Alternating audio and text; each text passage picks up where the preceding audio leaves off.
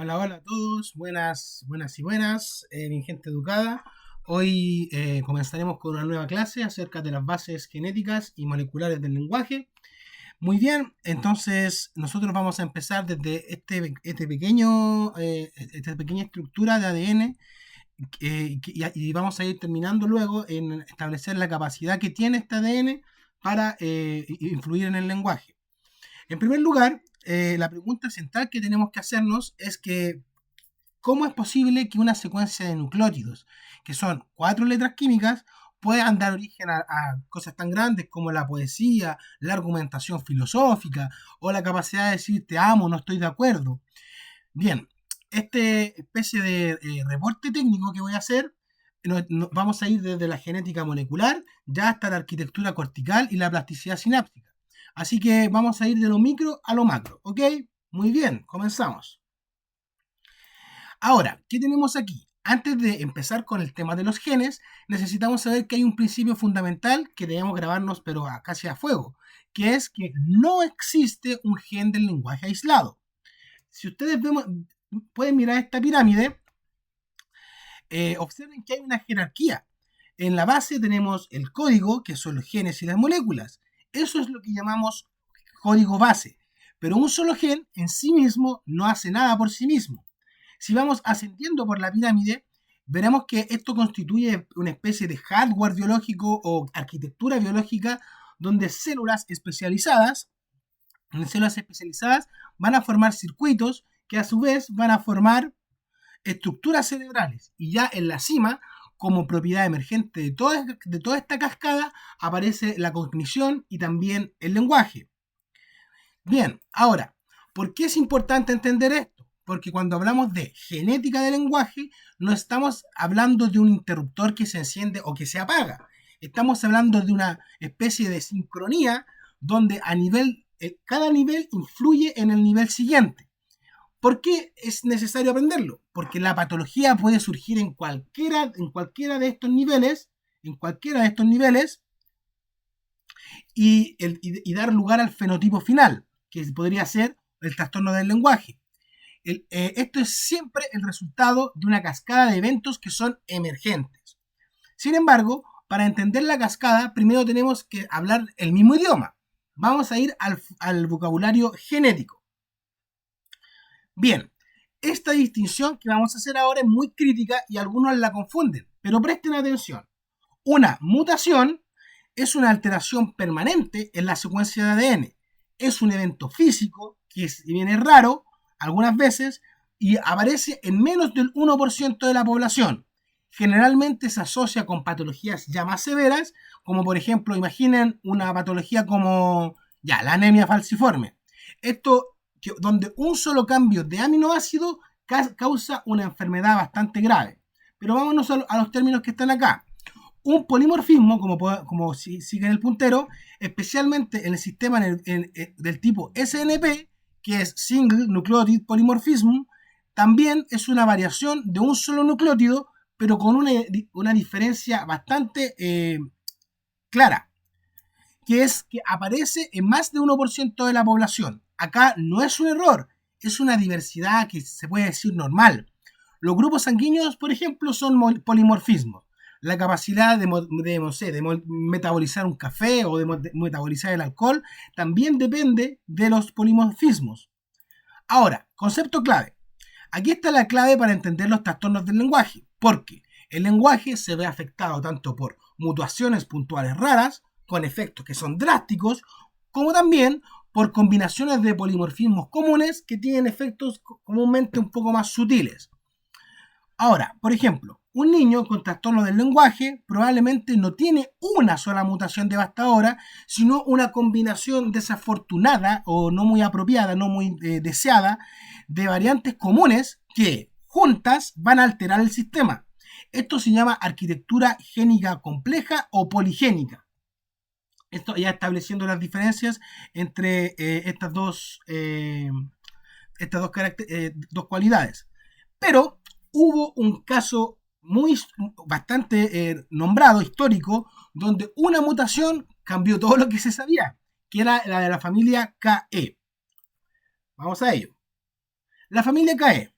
por ejemplo, ya estamos en Londres en los años 90. Hay una familia británica que es multigeneracional, que se le denota como familia KE. Llega entonces a la atención médica, donde aproximadamente la mitad de sus miembros posee un trastorno severo del habla y el lenguaje. Se observa en esta especie de árbol genealógico, los cuadrados, en primer lugar, son los hombres. Los círculos son las mujeres. Los símbolos rellenos son los afectados. ¿Qué patrón se puede ver? Bueno, exacto. Sí, si lo pensaron, en este caso estamos hablando de una herencia autosómica dominante que podemos rastrear en un solo gen que es responsable y que va subiendo para esta característica. Ahora, el fenotipo. ¿Qué es lo que tienen exactamente? Ya, aquí viene lo que es importante. No es solamente un problema motor, porque los miembros afectados presentaban dispraxia verbal severa, dificultad para planificar y ejecutar movimientos articulatorios, pero también déficit gramaticales que eran profundos y problemas de articulación. Este estudio fue bastante revolucionario, ya que demostró que existe una base genética específica para el procesamiento lingüístico. No es solo la inteligencia general, no es solo el motor oral, que es algo que ya es más específico del lenguaje. El análisis de ligamiento, que es el que vimos recién, llevó a los investigadores a darse cuenta que estaba en el cromosoma 7, específicamente en una zona llamada SPH1. Y dentro de esta región encontraron a un gen involucrado, que era el gen FOXP2, que es el que vamos a ver a continuación. Muy bien. Aquí está nuestro protagonista molecular, el gen FOXP2, que está localizado en el cromosoma 7, tal como se nota acá, en la posición Q31.2, en el brazo largo. Ok, entonces, si ahora podemos ver cómo en base a esto se crean proteínas, ¿cierto?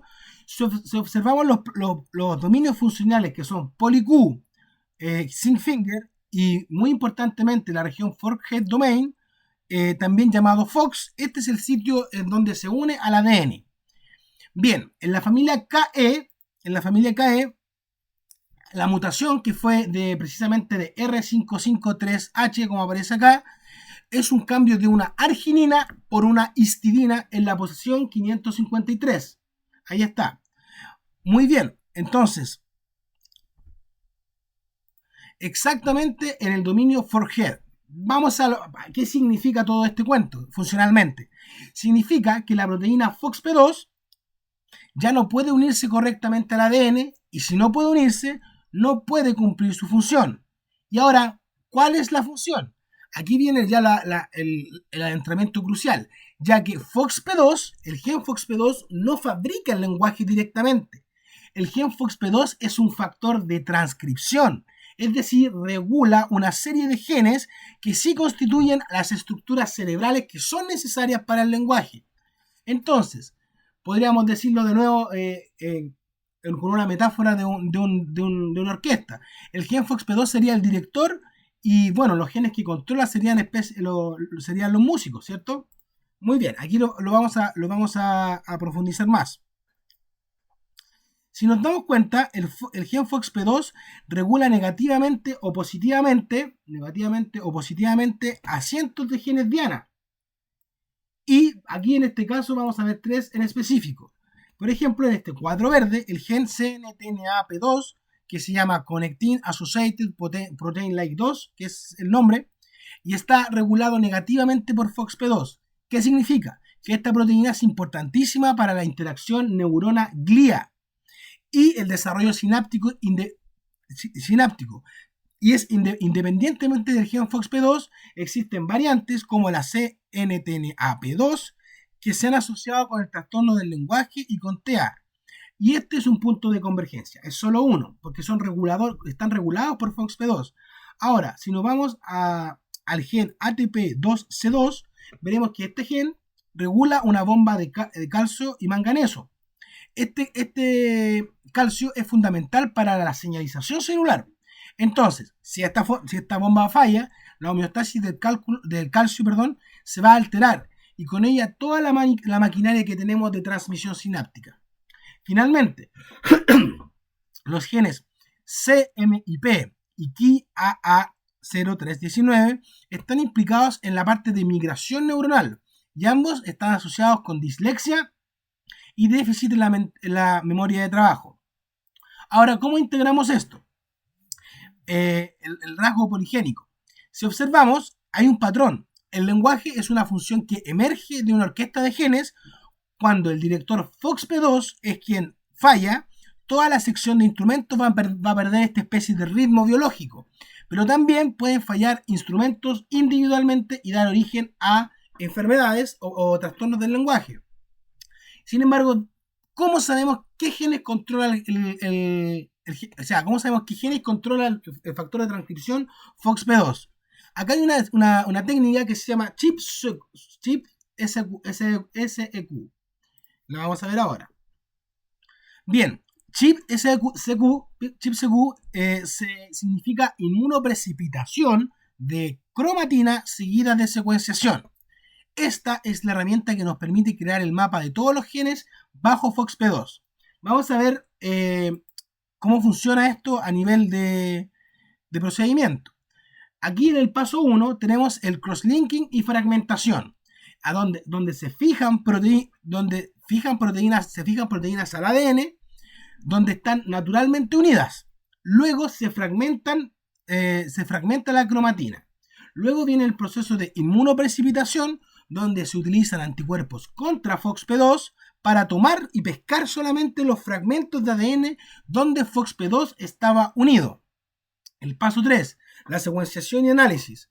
Secuenciando estos fragmentos los podemos mapear el genoma. Los peaks aquí, los peaks significa dónde se une el FOXP2. Esto a grosso modo, ya que la técnica en sí es bastante más elaborada. Pero, ¿cuál es el resultado? Es que esta técnica reveló que el gen FOXP2 regula genes involucrados en la migración neuronal, en la sinaptogénesis, en la plasticidad y todos los procesos que vamos a ver ahora a continuación. Sin embargo, ahora pasamos de los genes a los procesos celulares. ¿Cómo se construye esta especie de constructo o hardware cerebral? Acá es cuando se pone muy interesante. Muy bien. Acá tenemos la construcción de la migración neuronal. Como sabemos, durante el desarrollo embrionario, las neuronas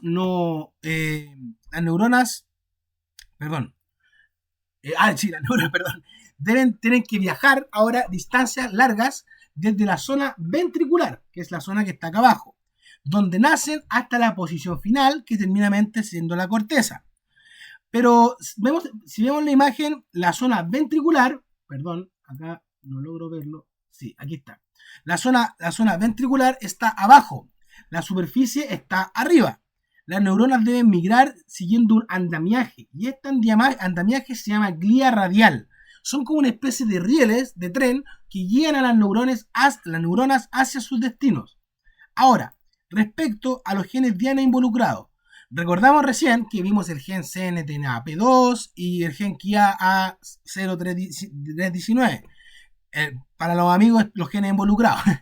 Ambos son esenciales para este proceso. ¿Por qué? Porque si fallan, las neuronas no llegan al destino correcto. Entonces, ¿cuál es el resultado en micro? Es que son microdisplasias o alteraciones sutiles de la arquitectura cortical, de la citoarquitectura cortical. Si conectamos esto con la clínica, vemos que microdisplasias en regiones que afectan son perisilvianas izquierdas relacionadas con el lenguaje, se han encontrado cerebros de personas con dislexia, ¿ok? Entonces, el déficit fonológico no es que sea un problema de software educativo que podría ser la misma estimulación temprana de los padres, sino que es un problema que está en la maquinaria cerebral, en el hardware, que está mal construido durante el desarrollo. Bien, ahora, una vez que las neuronas llegan a la corteza, tienen que organizarse en capas, y eso es lo que vamos a ver ahora. Muy bien, la arquitectura del pensamiento. Muy bien. ¿Qué pasa? Lo que sucede es que la corteza cerebral no es homogénea. Está organizada en 6 láminas funcionales con diferentes tipos celulares y conexiones específicas. Si observamos acá en la capa 4, vemos que hay una entrada sensorial. aquí llega la información del tálamo. Entonces, para el lenguaje, aquí llegaría el proceso, el sonido procesado. Pero sigamos avanzando. Si vamos a la capa 2 y 3, vemos que acá hay procesamiento asociativo, donde se integran las conexiones de las áreas corticales. Sí, y una vez ya llegando, siguiendo esta secuencia, a la capa 5 y 6, aquí ya se da la salida motora. Es decir, aquí es donde las vías descendentes contribuyen a la articulación. Pero ¿cómo lo conectamos con el lenguaje? El lenguaje requiere una integración precisa entre la capa 4, que recibe el sonido, y las capas 2 y 3, que son quienes procesan el sonido. Si hay una alteración genética de estas láminas, de esta laminación, afecta la conectividad local necesaria para que se decodifique fonológicamente. Ahora, esto parece un poco difícil, pero ¿cómo se resume? Las neuronas no funcionan solas, necesitan recibir señales del ambiente, y para esto tienen una estructura muy importante que es el cilio primario. Bien, vamos con ello. Casi todas las neuronas tienen un cilio primario, que es una estructura solitaria que actúa como una especie de antena, aquí se puede observar bastante bien, como una especie de antena para detectar señales del entorno extracelular. Este cilio concentra receptores para vías de señalización, algunas de ellas son WNT, Sonic Hedgehog o factores de crecimiento, pero lo importante es que estas vías son vitales para la neurogénesis y también para la diferenciación. Bien, ¿qué relevancia clínica encontramos? Que existen ciliopatías, que son defectos en los genes ciliares, y estos causan síndromes cognitivos que incluyen malformaciones cerebrales y también relativamente trastornos cognitivos y del desarrollo del lenguaje. Una vez que la neurona está en su lugar y recibe señales, necesita conectarse con otras neuronas, lo que nos va a llevar a la sinapsis. Ahora vamos a ver una sinapsis que es muy interesante, que es la sinapsis glutamatérgica, el motor de la conexión. Bien, perdón, ahí. Ahí está. Sí, perdón, había movido mal la diapositiva. Muy bien. Ahora, la neurotransmisión excitatoria, que se da principalmente por el glutamato, como sabemos, es fundamental para el proceso rápido del lenguaje. Acá hay actores que son principales. En primer lugar tenemos al glutamato, que es el mensajero químico y que es liberado por la terminal sináptica. Luego tenemos los receptores AMPA, que permiten la entrada de sodio, despolarizando la membrana. Y luego tenemos los receptores NMDA, que son especiales, muy especiales, porque son detectores de coincidencia. O sea, normalmente están bloqueados por magnesio y solo se abre cuando hay dos conexiones simultáneas, que sea el glutamato presente y también la membrana despolarizada. ¿Qué pasa ahora? Cuando se abren los receptores NMDA, permiten la entrada de calcio, y el calcio es la señal clave para la plasticidad sináptica y también para el aprendizaje. Entonces, ¿a qué nos lleva esto? Nos lleva directamente al mecanismo del aprendizaje, que es la Long Term Potential y la Long Term Depression, que la vamos a ver ahora, LTP y LTD. Perdón, ahí sí. Muy bien, ahora, aprender un idioma, por ejemplo, no es algo mágico, porque acá tenemos que modificar la diferencia física de fuerza sináptica. Por ejemplo, la Long Term Potentiation, que es la potenciación a largo plazo, o LTP. Esto es cuando dos neuronas se activan rápidamente juntas por la ley de Hebb. Las neuronas se activan repetidamente juntas. La conexión entre ellas se va a fortalecer. Pero, ¿cómo se fortalece? Se fortalece porque aumentan el número de receptores AMPA en la membrana postsináptica. ¿Y qué quiere decir? Si hay más receptores, por lo tanto la señal va a ser más fuerte y se va a potenciar esta sinapsis. Ahora, ¿qué va a pasar con la Long Term Depression? Acá ocurre...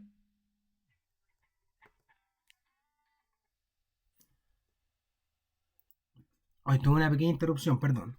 Ahora, bueno, volviendo al tema, el tema de la Long Term Depression es lo opuesto, porque las conexiones aquí poco utilizadas se van a quitar receptores y se van a debilitar.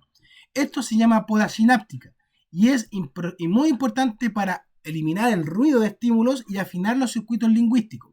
Por ejemplo, si yo le hago unas preguntas, Recuerden que el FOXP2 se expresaba en los ganglios basales y el cerebelo, si es que no han visto el video anterior. Estos circuitos son importantes porque son esenciales para el aprendizaje de procedimientos. Las alteraciones en el gen FOXP2 afectan principalmente a la plasticidad de esta LTP y LTD. Y bueno, precisamente en los circuitos que se llaman córticos estriatales.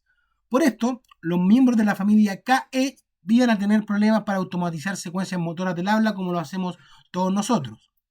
Pero la sinapsis necesita una organización física y aquí es donde entran las proteínas de andamiaje. Veamos ahora el tema del andamiaje molecular manteniendo este orden. Para que las sinapsis funcionen en milisegundos, los componentes no pueden estar al azar, ¿cierto? Como dice aquí, sino que no pueden estar flotando al azar, porque las proteínas de andamiaje, hay una familia que se llama la familia Shank, ancla los receptores y la maquinaria de señalización en lugares precisos. Y aquí hay tres funciones que están destacadas acá. La primera es la función de ensamblaje. Esta función de ensamblaje lo que hace es facilitar interacciones de tipo proteína-proteína. Luego, la localización. Estas proteínas anclan receptores a sitios específicos de la membrana, tal como se ve el esqueleto, y modulan la fuerza sináptica. Bien, en esta regulación, ¿qué sucede? Sucede que acá hay algo clínico muy importante de decir, que las mutaciones en los genes Shank son causas frecuentes de TEA y déficits lingüísticos. La estructura física que tienen estos genes Shank de andamiaje es realmente importante para la función cognitiva. Sin un andamiaje correcto no hay sinapsis eficiente. Entonces, pero para el desarrollo del lenguaje esto no ocurre en un vacío, porque hay factores ambientales que son sorprendentes, los cuales vamos a ver ahora. Muy bien, este es uno de los hallazgos que son más sorprendentes de la última década, que son que el desarrollo del lenguaje no ocurre en un vacío genético, sino que hay factores ambientales que son mediados por el microbioma, o la antiguamente llamada flora intestinal, pero ahora se dice microbioma intestinal, que interactúan con la predisposición heredada. ¿Cuál es el mecanismo? La comunicación es bidireccional, para allá y para acá. ¿Ok? Entonces, el nervio vago, que se relaciona con este sistema inmune a través de citoquinas y metabolitos bacterianos, se dice que hay alteraciones en la flora intestinal que se llama disbiosis, podrían generar un tipo de inflamación sistémica que afecte al sistema nervioso central. Ahora, la genética, podríamos decirlo así, como que carga el arma, ¿cierto? Pero el ambiente, incluyendo el ambiente interno, es quien aprieta el gatillo. Bien, para un poco intentar cerrar esto, vamos a ver cómo se integra todo. En primer lugar, ¿qué aprendimos? Aprendimos tres conceptos clave para llevarnos para la casa, que es la poligenicidad, donde no hay un solo gen del lenguaje, ya que hay una red que es muy arquitectada para reguladores como el gen FOXP2 y las dianas como CNTNAP2. Luego el tema de la convergencia, donde distintos fallos genéticos convergen en vías biológicas que son comunes, como por ejemplo, ya lo vimos, la migración neuronal y la plasticidad sináptica. Oh, estaba descuadrado esto. No importa. ¿Y qué más? Las interacciones de los genes y ambiente, que el fenotipo final, o sea, la configuración final de esto, emerge de la ¿cómo podríamos decirle? Colisión o choque entre la arquitectura genética que vimos y los factores ambientales. Ya para cerrar, podemos decir que comprender la biología molecular del lenguaje es un primer paso para desarrollar terapias que sean dirigidas para la dislexia, el trastorno del lenguaje e incluso el autismo. Muy bien, de esto se trataba esta clase. Les envío un gran abrazo, espero que les haya interesado el tema. Vamos a continuar con todos estos contenidos y que estén muy bien.